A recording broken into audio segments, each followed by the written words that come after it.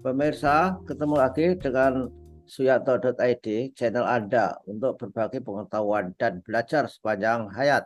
Nah, kali ini kita ada di episode ke-8 bersama narasumber kita, Bapak Profesor Ali Sauha PhD. Tema kita masih tetap serial penelitian eksperimen.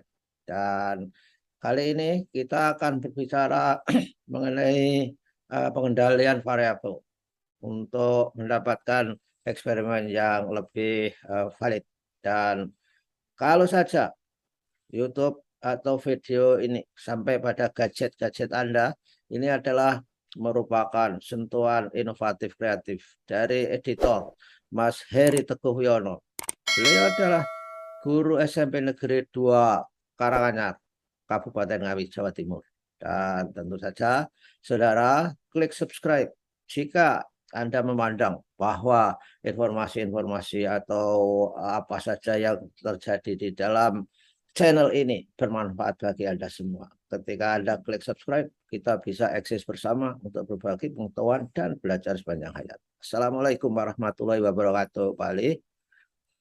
Waalaikumsalam warahmatullahi wabarakatuh. Gimana kabarnya Pak Yanto? Sehat-sehat ya? Alhamdulillah sehat. Saya sudah melanglang buana dari Belitung, kemudian di Padang dari hotel, dan Pak Ali juga melanglang buana dari hotel di Cikarang. Luar biasa, ya, teknologi menyatukan kita.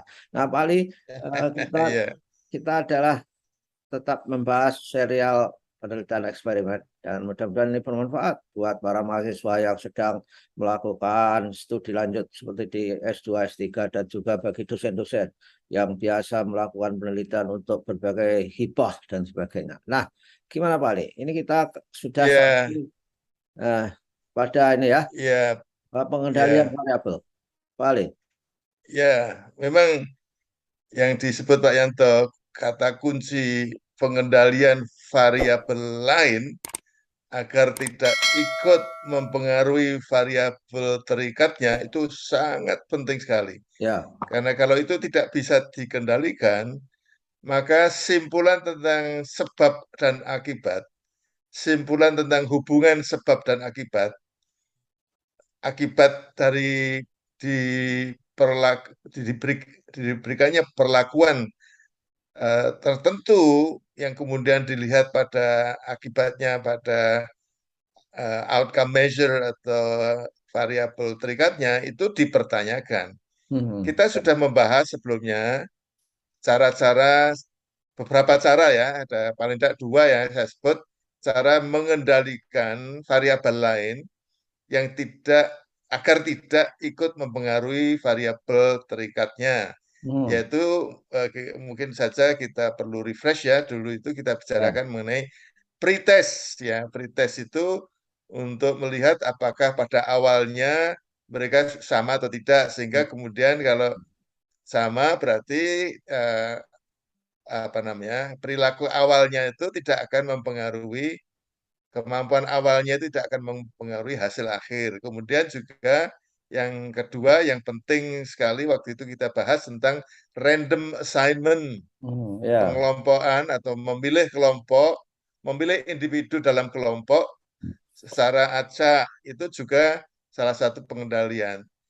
Tetapi itu belum cukup Pak Yanto, Hmm. belum cukup untuk dibahas begitu saja karena ini sangat tergantung pada efeknya, efek pada variabel terikatnya. Apakah efeknya itu jangka panjang, Oke. apakah efeknya itu jangka pendek. Kalau dalam bidang pendidikan itu saya kira semua orang udah sepakat saya kira kalau mengajar itu efek jangka panjang.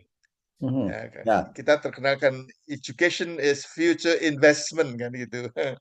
Efek Hmm. jangka panjang. Jadi misalnya katakanlah kalau melakukan eksperimen tentang metode mengajar, maka dampak penggunaan metode tertentu itu tidak bisa dilihat secara langsung. Kita kita tahu misalnya dalam kaitannya dengan mengatur program-program pembelajaran itu dalam hitungan satu semester gitu misalnya Pak Yanto. Ya. Satu semester itu kan katakanlah kalau 2 SKS kan 16 pertemuan. Jadi karena memang diharapkan dampak dari pembelajaran itu baru bisa dilihat pada akhir kegiatan semester ya, semester. Jadi kalau begini, kalau terkait dengan long term effect apa efek jangka panjang, maka ada variabel-variabel lain yang tidak mudah dikendalikan. Ya, oke. Sehingga kemudian kalau kemudian eksperimen itu ingin tidak terganggu dengan variabel lain, perlu dicari yang kira-kira dianggap sebagai efek jangka pendek. Jadi kita bisa mengkategorisasikan dari segi efek Ya, pada variabel terikatnya itu, apakah itu short term effect atau long term effect. Begitu Pak Yanto? ya. Saya kira itu penting dan tentu saja walaupun eksperimen kita kan tidak bisa mengendalikan semuanya. Tentu saja memilih yang paling berefek, yang paling memiliki apa dampak signifikan ya, pengendalian itu paling. Yang saya dulu kalau kuliah di Michigan State itu dikatakan mencari variabel yang the most parsimonious gitu. Apa itu ya ungkapannya itu? Jadi eh, variabel yang manjur lah untuk melihat bagaimana dampak dari variabel lain selain yang kita eksperimenkan itu. Nah, saya juga mau ikut mengklarifikasi Pak Ali. Kita selalu mengatakan ketika pretest itu variabelnya itu sama. Sama ini adalah dalam arti sama karakteristik yang ingin kita teliti, sama karakteristiknya. Bukan sama dalam arti misalkan identik apapun yang kita beri atribut mungkin. Betul nggak Pak Ali? Ya, betul Pak Yanto. Jadi kita refresh lagi tentang peranan pemberian pretest. Contoh yang pernah kita bahas adalah misalnya metode mengajar bahasa Inggris ya. Hmm. Metode mengajar bahasa Inggris itu kan dampak pada variabel terikatnya itu tentang kemampuan berbahasa Inggris mereka. Jadi pretestnya itu untuk ngecek apakah kemampuan bahasa Inggris mereka itu dari awalnya Ya, sama atau tidak, sehingga ya, kemudian jangan sampai perbedaan hasil mengajar dengan metode tertentu itu bukan karena metodenya, tapi karena ya, dari awalnya memang sudah beda. ya, Sehingga yang itu, dikendalikan hanya satu variabel tertentu saja ya. yang relevan dengan variabel yang akan dilihat dampaknya, yaitu variabel terikatnya. Begitu Pak Yanto? Ya. Itulah yang kita sebut sebagai general termnya itu karakteristiknya sama sehingga bisa comparable, gitu kan? Jadi apple Iya, apple. Dan Pak Ali, gimana cara menentukan, memilih long term effect variable, variabel iya, yang long begini. term effect? Betul Pak Yanto. Tapi sekali lagi tadi tentang pretest tadi, beda dengan random assignment. Ya, random Ya. assignment itu bersifat lebih menyeluruh. Ya, Mhm. nah, bagaimana agar kemudian bisa betul-betul tidak hanya terkendali dari pretest dan random assignment, tetapi juga pada bagaimana kalau selama eksperimen itu ada peristiwa-peristiwa, ada perlakuan gitu ya, istilahnya perlakuan yang tidak bisa kita kendalikan yang terjadi di luar sesi-sesi eh, mengaplikasikan metode mengajar. Hmm. Contoh konkretnya mungkin mudah dikenali kalau dalam terkait dengan contoh saya tadi, dalam keterampilan berkomunikasi, khususnya dalam keterampilan menulis, itu perlu dipisahkan antara kemampuan menulis dan mutu tulisan, Pak Yanto. Ya.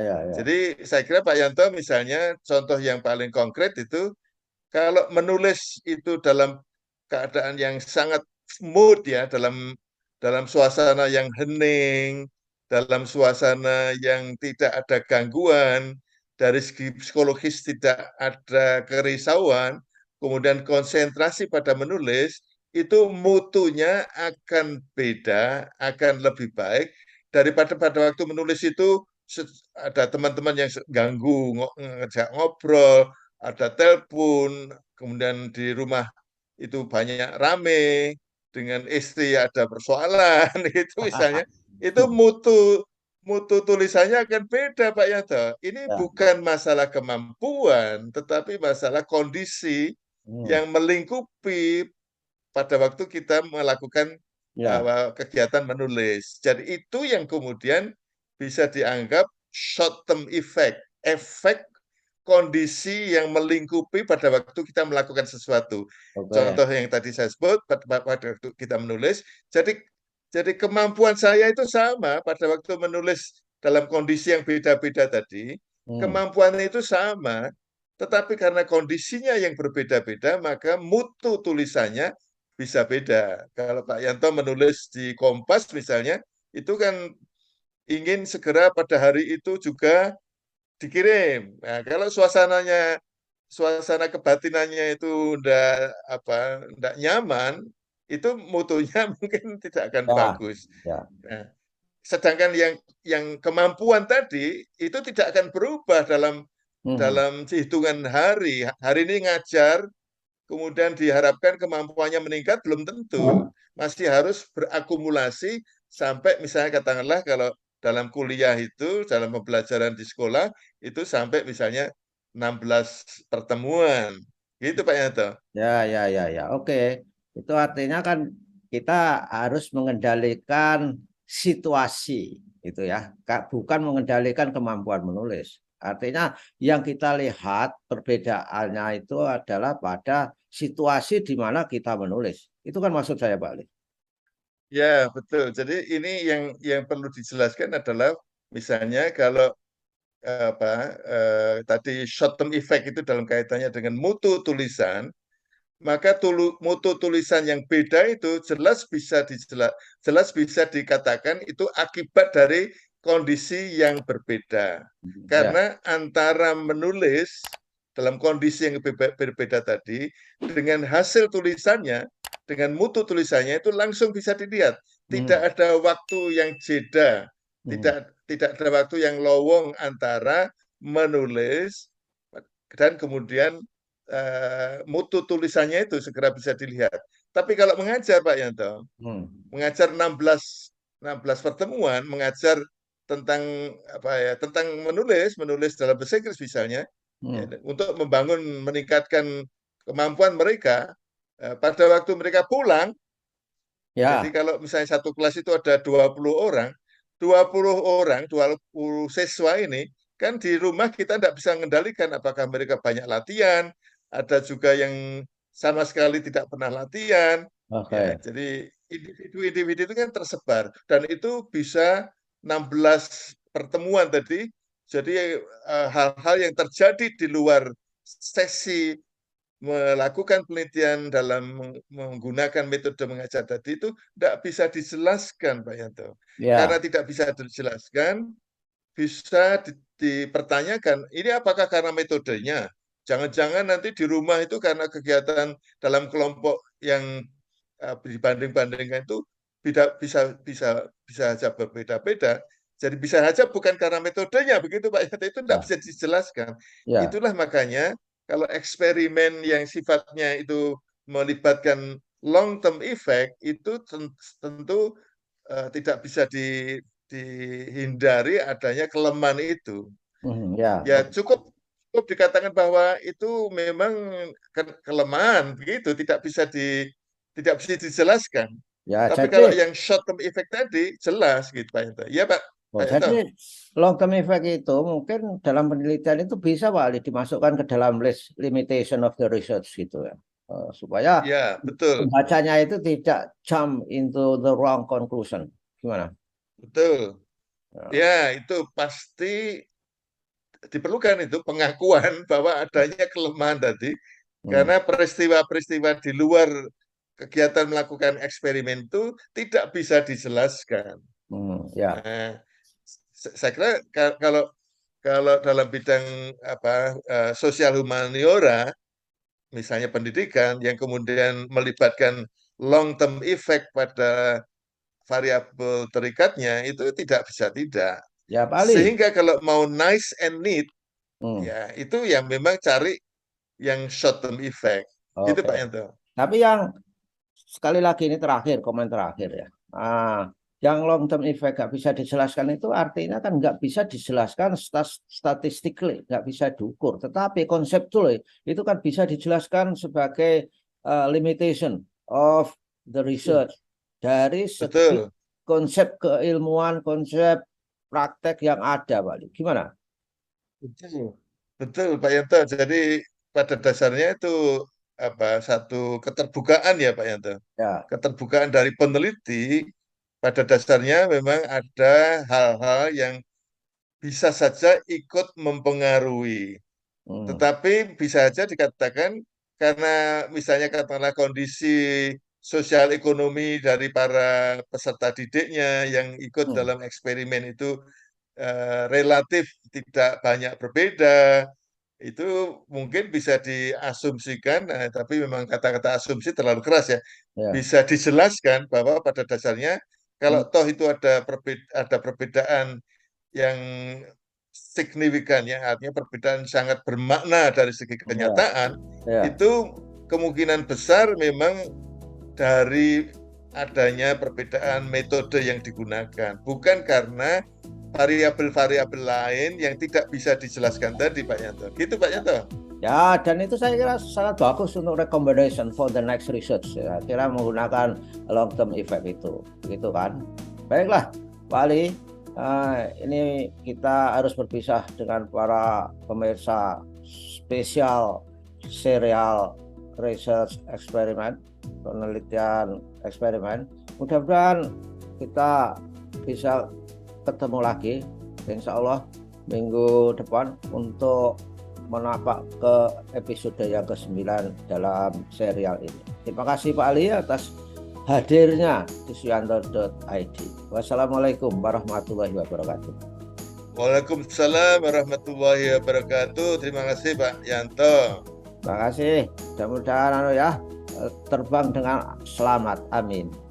Amin, amin. Pak Yanto juga Ya, tetap amin. sehat. Insya Allah ya.